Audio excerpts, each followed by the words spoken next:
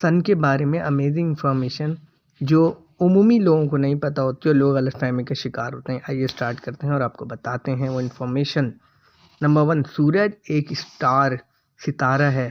لوگ اسے پلانٹ سمجھتے ہیں. سائنس کے مطابق وہ پلانٹ نہیں ہے.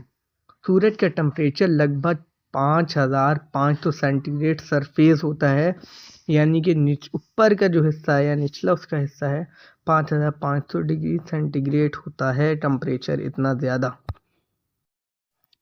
سورج کی روشنی کو زمین تک پہنچنے کے لیے تقریباً سائنس کے مطابق 8 منٹ لگتے ہیں. اس بات سے اندازہ ہوتا ہے کہ سورج ہمارے پلانٹ سے کتنا دور ہے. شکر ہے دور ہی ہے.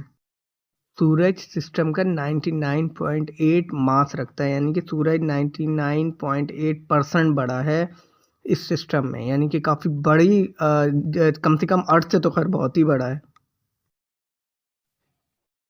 سورج کے کلر اصل میں وائٹ ہے. یلو ہمیں ایٹماسفیئر کی وجہ سے لگتا ہے. پتہ چلا نا آج پہلی بار کہ سورج وائٹ کلر کا ہے، ہمیں یلو کلر کا لگتا ہے.